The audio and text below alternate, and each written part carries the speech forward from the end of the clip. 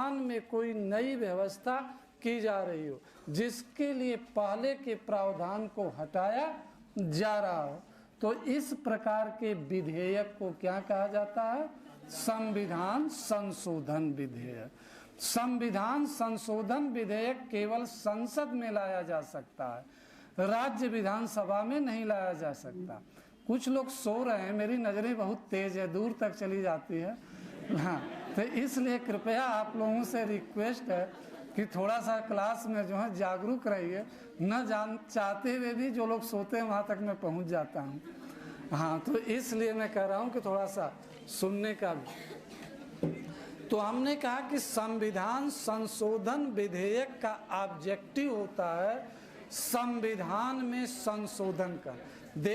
देखने की जरूरत नहीं, जो सो रहे थे वो जग गए हैं। हाँ, तो हम संविधान संशोधन विधेयक कहाँ लाया जाता है? संसद में लाया। संविधान संशोधन विधेयक राज्य विधानसभा में नहीं लाया जा। राज्यों को संविधान संशोधन करने का अधिकार नहीं है, लेकिन कुछ संविधान संशोधन के बारे में राज्यों की, आधे से अधिक राज्यों की सहमति जरूरी होती है, लेकिन सभी संविधान संशोधन के बारे में जरूरी नहीं होती है। तो अभी इतना केवल रिमेंबर करो, सुन लो कि संविधान संशोधन बिल लोकसभा या राज्यसभा में लाया जा सकता, संसद के किसी भी सदन में लाया जा सकता।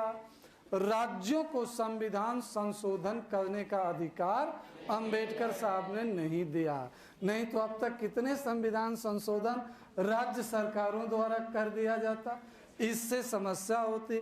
महाराष्ट्र कुछ कहता, राजस्थान कुछ कहता, योगी बाबा कुछ कहते। तो इसलिए पहले से ही हमारे संविधान निर्माता दूरदर्शी थे कि संविधान संशोधन का अधिकार केवल संसद को दिया, और 3 प्रकार से संविधान संशोधन: सामान्य बहुमत से, विशिष्ट बहुमत से, विशिष्ट बहुमत और राज्यों के, आधे से अधिक राज्यों के समर्थन से। क्लियर हुआ? अभी इतना मैंने आपके साथ, प्रक्रिया क्या है वो आगे हम डिस्कस करेंगे। तो संविधान संशोधन विधेयक का संबंध संविधान में बदलाव से होता। सामान्य विधेयक किसी भी संदर्भ में लाया जा सकता, उसका संबंध संविधान संशोधन से नहीं हो सकता किसी भी। आपसे एक प्रश्न पूछा जाए कि संविधान संशोधन विधेयक क्या पहले लोकसभा में लाया जाना अनिवार्य है? नहीं। संविधान संशोधन विधेयक किसी भी सदन में लाया जा सकता। यहाँ सरकार बाउंड नहीं है कि पहले वह लोकसभा में लाए फिर राज्यसभा में प्रोसीड करे। सरकार की स्वतंत्रता है कि वह किसी सदन में ला सकती, लेकिन सामान्यतया जनरली संविधान संशोधन बिल सरकार लोकसभा में लाती है। लोकसभा में सरकार का बहुमत होता है, इसलिए सरकार लोकसभा से पारित करा करके राज्यसभा में जाना चाहती है। अगर लोकसभा में ही विधेयक पारित नहीं हो पाता है तो सरकार के बहुमत पर प्रश्न चिन्ह लग जाएगा कि सरकार के पास बहुमत नहीं है। लेकिन पिछले कुछ वर्षों में देखा गया है कि मोदी सरकार ने कुछ विधेयकों को लोकसभा में पहले प्रस्तुत न करके राज्यसभा में प्रस्तुत किया, जहां उसके पास बहुमत नहीं है, लेकिन उसका जो फ्लोर मैनेजमेंट है उस पर वह इतना कॉन्फिडेंट होते हैं कि हम विपक्ष के लोगों से भी समर्थन ले लेंगे, या उनको सदन में अनुपस्थित रहने के लिए बाध्य कर देंगे, या मोटिवेट कर देंगे, या हमारे पक्ष में जो है वह मतदान करने के लिए तैयार हो जाए। जैसे अनुच्छेद 370 को हटाने के लिए विधेयक जब लाया गया तो लोकसभा में सरकार पहले नहीं लाई, राज्यसभा जहां सरकार के पास बहुमत नहीं था, लेकिन सरकार का जो मैनेजमेंट था वो इतना इफेक्टिव था कि सरकार वहाँ विपक्ष के लोगों से भी अपने पक्ष में मतदान करा लिया। अगर विपक्ष कहता कि हम नहीं पक्ष में तो विधेयक पारित नहीं होता राज्यसभा में, राज्यसभा में पारित नहीं होता तो लोकसभा में वह पारित नहीं होता।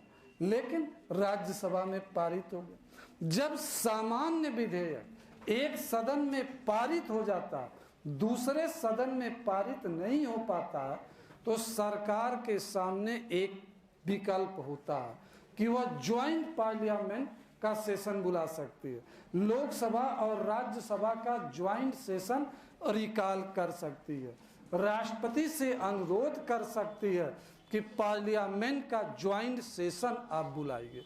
ज्वाइंट सेशन केवल ऑर्डिनरी बिल के बारे में होगा, कॉन्स्टिट्यूशनल अमेंडमेंट बिल के बारे में ज्वाइंट सेशन नहीं बुलाया जा सकता। प्रश्न कई बार पूछे गए, ज्वाइंट सेशन किसके बारे में बुलाया जा सकता है? ज्वाइंट सेशन ऑर्डिनरी बिल के बारे में। ज्वाइंट सेशन राष्ट्रपति की अनुमति से बुलाया जाता है। लोकसभा और राज्यसभा की संयुक्त बैठक होती है, उसमें वोटिंग संयुक्त रूप में होती है। तो सरकार का लोकसभा में बहुमत होता है, तो वहाँ सदस्य अधिक होते हैं, यहाँ कम होते, 545 और 250, आधे का अंतर होगा, तो सरकार आसानी से विधेयक को पारित करा ले जाती है। मनी बिल के बारे में ज्वाइंट सेशन नहीं होगा, कॉन्स्टिट्यूशनल अमेंडमेंट बिल के बारे में ज्वाइंट सेशन नहीं होगा, ऑर्डिनरी बिल के बारे में होगा, राष्ट्रपति की अनुमति से बुलाया जाता है। ज्वाइंट सेशन जब होता है तो उस सेशन की अध्यक्षता लोकसभा स्पीकर करते हैं। सामान्यतः राज्यसभा की अध्यक्षता कौन करता है? उपराष्ट्रपति करते हैं। और लेकिन ज्वाइंट सेशन की स्थिति में सेशन की अध्यक्षता लोकसभा अध्यक्ष करें। अब तक भारत में 3 बार ज्वाइंट सेशन बुलाया गया है, 3 बार। पहली बार 1961 में डाउरी एक्ट को लेकर के, दहेज उन्मूलन, डाउरी प्रिवेंशन एक्ट को लेकर के लोकसभा राज्यसभा में मतभेद हो गया, तो कानून बनाया गया था और दहेज लेना और देना दोनों अपराध घोषित किया गया। लेकिन कानून बनने के बाद भी आज भी कम से कम नॉर्थ इंडिया में डाउरी सिस्टम काफ़ी पॉपुलर है और इसको एक चाहे बुराई के रूप में देखिए, कानून का सही तरीके से इम्प्लीमेंट करने न कर पाने के रूप में देखिए, इत्यादि रूप में कानून बनने के बाद समस्या का समाधान नहीं हो पाया। 2016 में वर्ल्ड बैंक ने एक रिपोर्ट जारी किया था जिसमें कहा था कि राजस्थान बाल विवाह की राजधानी है। उसने राजस्थान को सीधे पॉइंट हाइट किया था कि Rajasthan is capital of child marriage, बाल विवाह की राजधानी है।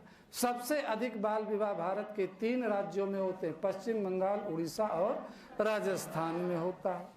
तो क्या था, कानून तो चाइल्ड मैरिज को रोकने के लिए ब्रिटिश काल से बने हैं, वर्तमान में बने हैं, लेकिन फिर भी चाइल्ड मैरिज किसी न किसी कारण से अभी भी हो रहे हैं हर राज्यों में। किसी राज्य में अधिक हो रहा है तो किसी राज्य में कम हो रहा है। तो हमने कहा कि 3 बार जो है भारत में ज्वाइंट सेशन बुलाए। पहली बार 1961 में पंडित नेहरू के कार्य, दूसरी बार मोरारजी देसाई जब प्राइम मिनिस्टर थे 1978 में बैंकिंग आयोग को रद्द करने को लेकर के ज्वाइंट सेशन बुलाया गया था। पहले बैंकों में नियुक्ति के लिए एक कमीशन था, उस कमीशन को भंग करने के लिए एक विधेयक लाया गया था।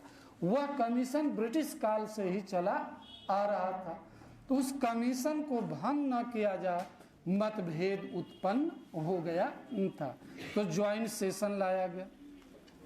तीसरी बार वाजपेयी जी के शासन काल में लाया गया आतंकवाद निरोधक कानून को लेकर के, पोटा को लेकर के लाया गया था, 2002 में लाया गया था। लोकसभा पारित कर दिया था, राज्यसभा पारित नहीं कर रही थी, राज्यसभा में बहुमत नहीं था, तो उस समय इस कानून को बनाने की आवश्यकता महसूस हुई। तो इसको लेकर, हालांकि वर्तमान में पोटा लागू नहीं है, यूपीए सरकार ने 2005 में पोटा को समाप्त कर दिया, लेकिन आपसे प्रश्न पूछा जा सकता है कि संसद का ज्वाइंट सेशन कितने बार हुआ? तो उत्तर क्या होगा? 3 बार संसद, 1961, 1978 और 2000। प्राइम मिनिस्टर पूछा जाए तो जवाहरलाल नेहरू, मोरारजी देसाई और अटल बिहारी वाजपेयी। यह 3 ये स्थिति है। हमने पहले ही आपको बता दिया कि ज्वाइंट सेशन सरकार के रिक्वेस्ट पर राष्ट्रपति द्वारा बुलाया जाता है। जब ज्वाइंट सेशन होता है तो लोकसभा स्पीकर उसकी अध्यक्षता करते हैं। क्लियर हुआ? देखिए फिर एक वर्ड आता है मनी बिल, धन विधेयक। अनुच्छेद 110 में धन विधेयक की बात कही गई है। आर्टिकल 110 में धन विधेयक, कोई ऐसा विधेयक जिसका संबंध धन संबंधी मामलों से हो, कोई ऐसा विधेयक जिसका संबंध टैक्सेशन से हो, कोई ऐसा विधेयक जिसका संबंध भारत की संचित निधि से हो। आप कह सकते हो धन संबंधी मामलों से संबंधित विधेयक को क्या कहा जाता? धन विधेयक कहा जाता। धन विधेयक को, मनी बिल को सबसे पहले लोकसभा में प्रस्तुत किया जाएगा। मनी बिल को राज्यसभा में पहले प्रस्तुत नहीं किया जा सकता। मनी बिल को लोकसभा में पहले प्रस्तुत किया जाएगा, लोकसभा से पारित होने के बाद उसे राज्यसभा में भेजा जाएगा। मनी बिल राष्ट्रपति की पूर्व अनुमति से प्रस्तुत किया जाता है। क्लियर हुआ? कोई बिल मनी बिल है कि नहीं, अगर ऐसा डिस्प्यूट उत्पन्न होता है तो इस संबंध में लोकसभा अध्यक्ष का निर्णय अंतिम होता है। अगर विपक्ष कहता है कि यह मनी बिल नहीं है तो इस संबंध में किसके पास जाया जाएगा? किसी के पास नहीं। रख दो बेटा। मनी बिल के बारे में अंतिम निर्णय किसका होता है? लोकसभा अध्यक्ष का होता है। क्लियर हुआ? लोकसभा अध्यक्ष डिसाइड करता है कि यह बिल मनी बिल है कि नहीं। कल इस पर हम जितना आज डिस्कस कर रहे हैं, कल इस पर आपको क्वेश्चंस भी हम पूछेंगे। 25 क्वेश्चन का एक टेस्ट पेपर भी हम देंगे, सिंगल लाइन क्वेश्चन कि संयुक्त अधिवेशन किसके द्वारा बुलाया जाता। नीचे आपको आंसर लिखना होगा। हम विकल्प नहीं देंगे, सीधे प्रश्न देंगे सिंगल वर्ड में, उसका नीचे आंसर लिखना होगा। पहली बार ज्वाइंट सेशन कब बुलाया गया? आपको नीचे आंसर लिखना होगा। 1951 में बुलाया गया था, 1961 में। इसी तरह के आप हम देखना चाहते थे कि अभी हमने बोला है कितना आप सजग हो, हमें गलत सिद्ध करते हो कि नहीं करते हो, इसलिए मैंने उसे 1951 बोला। इस तरह से डेली एक 25 क्वेश्चन का, कभी 20 क्वेश्चन, कभी 30 भी हो सकते हैं, लेकिन हमारा प्रयास होगा कि 25 क्वेश्चन का एक टेस्ट पेपर, आज जितना हम पढ़ाएं कल आपके हाथों में वह टेस्ट पेपर हो कि आप अपना मूल्यांकन खुद कर सकें। क्लियर हो? अच्छा, तो हमने कहा कि मनी बिल का प्रावधान किसमें है? अनुच्छेद 110 में। मनी बिल राष्ट्रपति की अनुमति से प्रस्तुत किया जाता है। बिना राष्ट्रपति के अनुमति के सरकार मनी बिल नहीं ला सकती, इसलिए राष्ट्रपति मनी बिल को लौटा नहीं सकते हैं। राष्ट्रपति को अधिकार है कि किसी साधारण विधेयक को रिकंसिडरेशन के लिए संसद के पास वापस भेज सकते, लेकिन मनी बिल के बारे में राष्ट्रपति के दोनों हाथ बंधे, क्योंकि आपको ऑब्जेक्शन था तो उसी समय पूछ लेते जब आपने अनुमति दिया। आप एक बार अनुमति देते होते कि ओके है आप प्रस्तुत करिए, तो अब फिर क्यों आप जो है रोक रहे हो? क्योंकि सरकार ने तो सब कुछ आपके सामने पहले ही कर दिया। तो मनी बिल को राष्ट्रपति न तो रोक सकते हैं न मनी बिल को लौटा सकते हैं। जब पार्लियामेंट ने पास करके भेज दिया तो राष्ट्रपति सिग्नेचर करने के लिए बाध्य है। क्लियर हुआ? एक वित्त विधेयक भी होता, फाइनेंस बिल भी होता। फाइनेंस बिल में मनी बिल के साथ साथ कुछ जनरल बिल, ऑर्डिनरी बिल के भी प्रोविजन ऐड कर दिए जाते हैं। फाइनेंस बिल में मनी बिल और ऑर्डिनरी बिल दोनों के प्रावधान जुड़े होते हैं। क्लियर हुआ? अच्छा, अब हम संसद के सत्र के बारे में बात करेंगे, अधिवेशन के बारे में बात करेंगे। तो देखो, संसद का सामान्यतया 3 सत्र होता है। बोलो।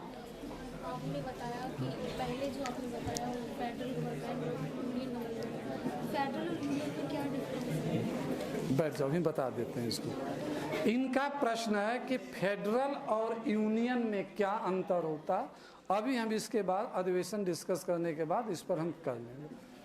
देखिए, संसद हो या राज्य विधान मंडल हो, साल में उनकी 3 बैठकें संविधान के अनुसार होना जरूरी है। पहला बजट अधिवेशन होता, जो सामान्यतया फरवरी मार्च में बुलाया जाता, चाहे सेंटर का हो या स्टेट का हो, क्योंकि अप्रैल से नया फाइनेंशियल ईयर शुरू होता, इसलिए बजट सेशन कब होता है? फरवरी मार्च में। कोई हार्ड एंड बाउंड नहीं है, राज्य सरकारें अप्रैल में भी कर देती हैं, लेकिन एक बजट अधिवेशन होता है जो सरकार वर्ष का पहला अधिवेशन होता, दूसरा जुलाई अगस्त में होता जिसे मानसून अधिवेशन कहा जाता, तीसरा विंटर सेशन होता जो नवंबर दिसंबर में ऑर्गेनाइज किया जाता। संसदीय नियम में यह प्रावधान किया गया कि 2 अधिवेशनों के बीच का गैप 6 माह से अधिक नहीं होना चाहिए। अगर मान लो कोई एक अधिवेशन 31 जनवरी को समाप्त हो गया तो अगला अधिवेशन जो होगा 31 जुलाई के पहले शुरू हो जाना चाहिए, नहीं तो सरकार पर आरोप लगेगा कि वह संसदीय परंपराओं का, संसदीय मान्यताओं का उल्लंघन कर रहे हैं। क्लियर हुआ?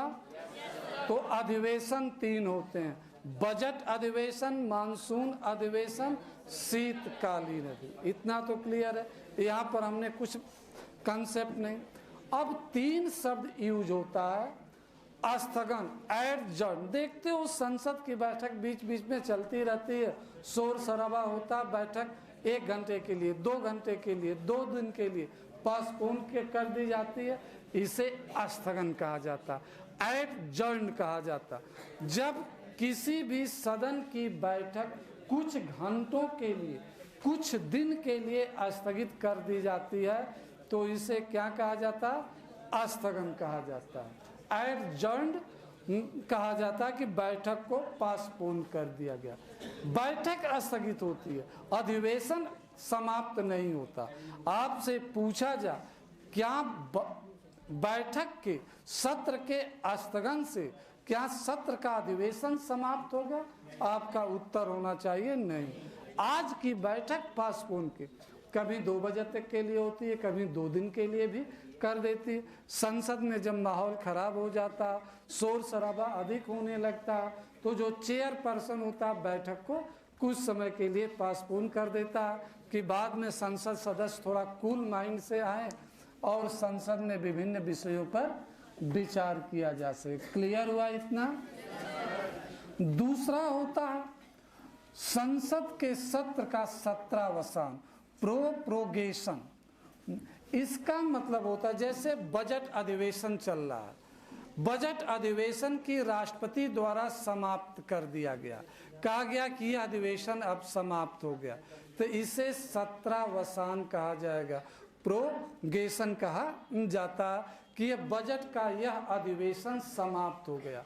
आपसे पूछा जा कि संसद का सत्रावसान कौन करता, तो उत्तर राष्ट्रपति होगा। स्थगन कौन करता? चेयरपर्सन करता है, जो उस समय बैठक की अध्यक्षता कर रहा हो। स्पीकर कर रहे होंगे तो स्पीकर, डिप्टी स्पीकर कर रहे होंगे तो डिप्टी स्पीकर, या कोई अनदर व्यक्ति कर रहा होता तो वह स्थगन। दूसरा होता है बिगटन, डिसोल्यूशन ऑफ हाउसेस। बिगटन का मतलब होता सदन को समाप्त कर देना, नए चुनाव के लिए अब जाना। बिगटन हमेशा लोकसभा का होता है, राज्यसभा का बिगटन नहीं होता है। विधानसभा का बिगटन होगा विधान परिषद का विघटन कभी भी नहीं होता। राज्यसभा परमानेंट हाउस है, लोकसभा परमानेंट हाउस नहीं है। लोकसभा विघटित की जा सकती है, राज्यसभा विघटित नहीं की जा सकती है। तो विघटन भी कौन करता है? राष्ट्रपति करते हैं। विघटन के बाद हाउस का जीवन समाप्त हो जाता।